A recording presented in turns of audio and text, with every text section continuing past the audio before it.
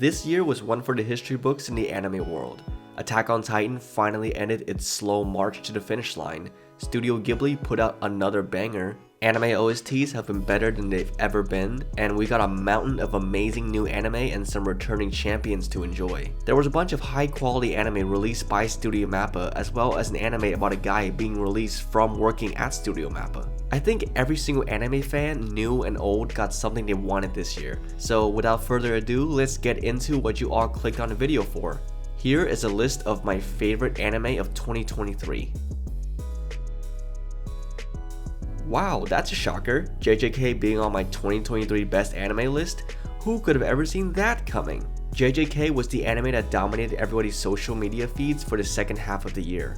Between the countless memes that were spawned from Gojo and Geto breaking up to every other meme that spawned from almost everything that happened in Shibuya, it's hard to find an anime feed that isn't dominated by Jujutsu Kaisen. It's for good reason too, because this story was written by one of the most insane authors I've ever seen. Gege Akutami is rivaled only by his Dark Trio counterpart and his canonical romantic partner according to the internet, Tatsuki Fujimoto, in terms of insanity. Not only does this man hate the status quo of manga and anime, he vehemently hates his characters to the point where nobody has a good time in Shibuya. Unless your name is Sukuna.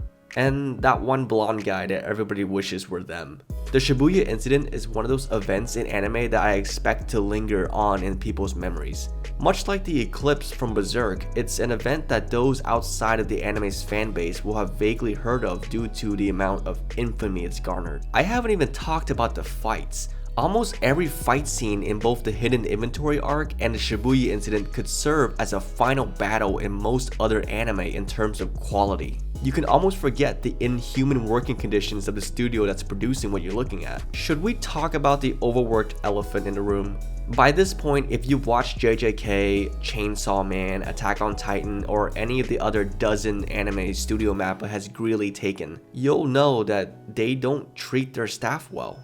From the news coming out and the testimonies from employees, it sounds like they are literally treating their workers like Akira Tendo from Zom 100. I can't, in good conscience, praise JJK without acknowledging the suffering that the animators had to go through to give us such quality content. JJK Season 2 has every right to be considered peak, but because the behind the scenes at Mappa Studios is producing more suffering than anime, I would have to give this season a 7 out of 10.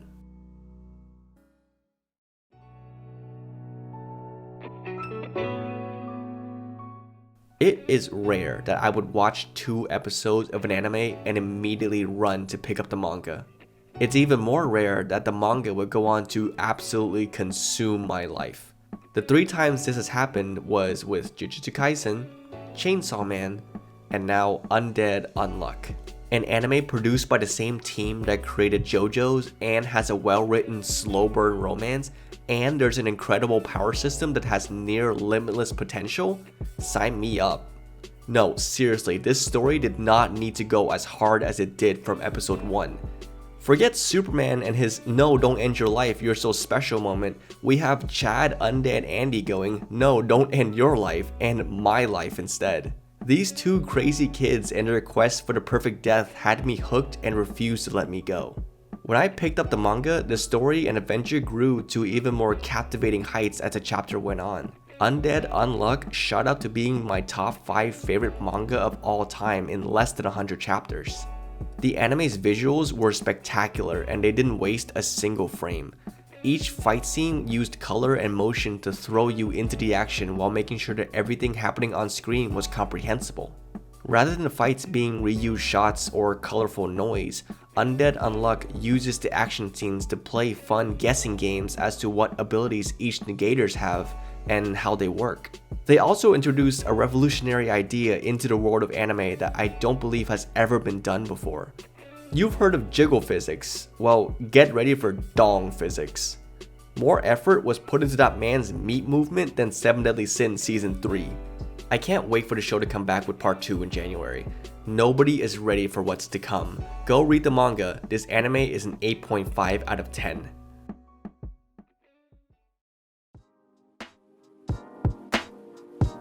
It's a real shame that I am seeing little to no discourse about this anime. It being released right beside the Shibuya incident and Frieren pretty much guaranteed that it wasn't going to receive as much attention.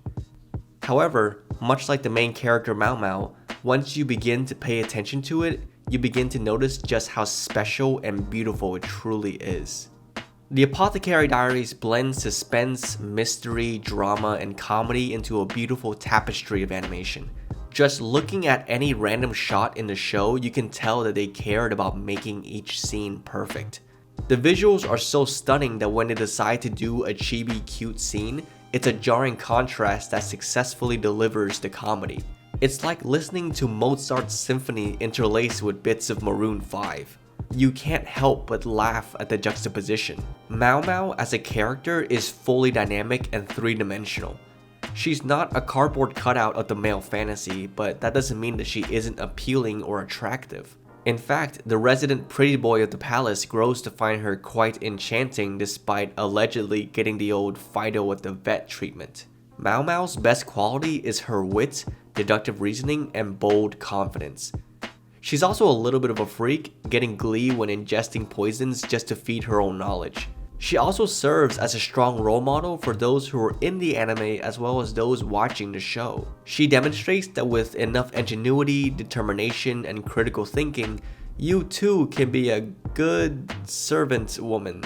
Okay, listen, the setting of the story taking place in a time period where the emperor had sister wives solely for breeding doesn't really help Mao Mao's feminist journey of being a woman in STEM.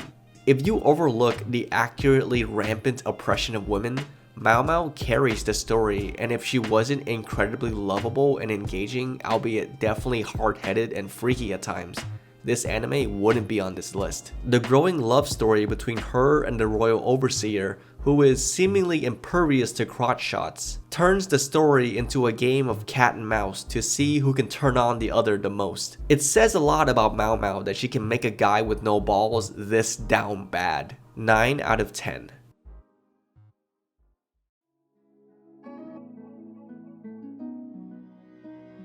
I've already gone into detail about how great of a series Frieren is. Let me proceed to praise it some more. There isn't a bad or boring episode of Frieren, which is so weird because the show is so slow. But that's the point. Frieren's story is about slowing down and enjoying the small moments of life that brings you joy. To stop and smell the roses. High-paced action shots look cool and give you a great viewing experience, but in stories that rely on battles, you can often find yourself waiting for the next fight to come and the characters can feel like just cool action figures. With Frieren, you feel just as much hype watching Frieren pull her pro gamer move on Aura as you do watching Stark dance with Fern or watching Frieren miss out on the most obvious green flag in history. 9.5 out of 10.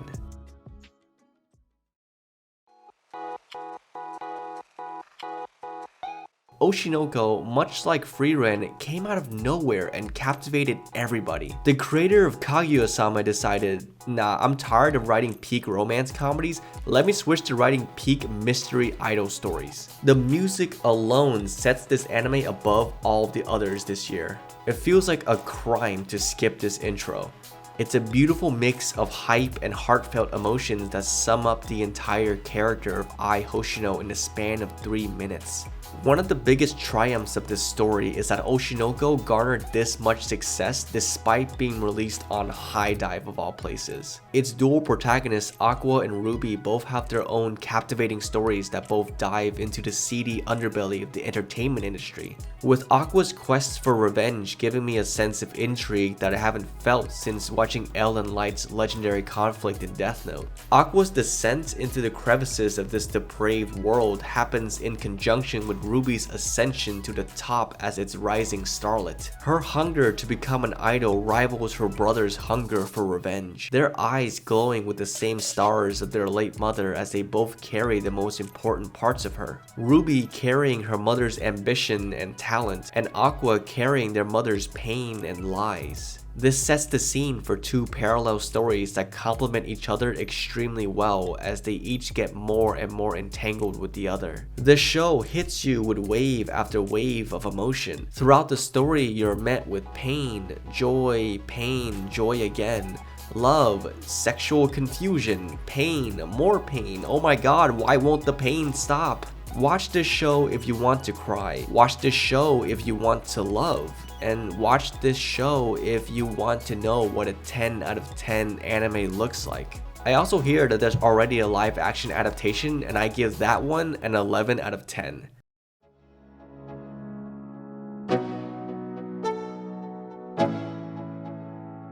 The biggest crime that has ever been committed by Disney Plus was hoarding the rights to the anime adaptation of Heavenly Delusion. This is the best anime of the year and one of the best seasonal anime I've ever seen, period. I don't know how to begin to describe the journey that this story takes you on. I guess I would call it a unique coming-of-age story set in a post-apocalyptic environment that explores the themes of identity, love, trauma, and loss. But even that doesn't scratch the surface of everything this story throws at you. I wasn't able to watch this anime until a month after its final episode aired, and part of me was glad that I didn't have to wait a week between each episode to know what happens next. On the other hand, I'm punching the air thinking about how much of a shame it was that I didn't watch it as it was airing. Disney Plus and Hulu monopolized the rights to the anime, and in doing so prevented it from being on popular streaming sites such as Crunchyroll and Netflix. They then exclusively used its Japanese name Tengoku Daimakyo as the title, making it less accessible to non-Japanese speaking audiences and harder to find in searches. This show gives you everything you want from an anime and elevates it to astounding heights through simultaneous character development and world building. The more you find out about the characters, the more you learn about the post-apocalyptic world they're traveling on. At the same time, the more you learn, the more questions are raised. Each and every episode of this anime generated a whirlpool of emotion within me, ranging from exuberant joy to existential dread to skin-crawling disgust and anger. I know that I haven't been saying too much about the plot or its character, and that's intentional. I want you to watch this. I want you to experience it without any context other than my glowing praise of it. This story is an adventure worth savoring, worth paying attention to all the little details and clues to put together at the end. This monumental puzzle of a show demands your attention, and it is so worth it. If you were ever going to watch an anime this season, please let it be Heavenly Delusion, also known as Tengoku Daimakyo on Hulu and Disney Plus. I promise you, this story is worth your time and it deserves so much more attention than it got, because this one truly is 10 out of 10. Thank you all so much for watching all the way through to the end. I really hope you enjoyed the video. Feel free to let me know in the comments below what your favorite anime of 2023 are. And as always, don't forget to like and subscribe, and I'll see you next year with more lukewarm takes.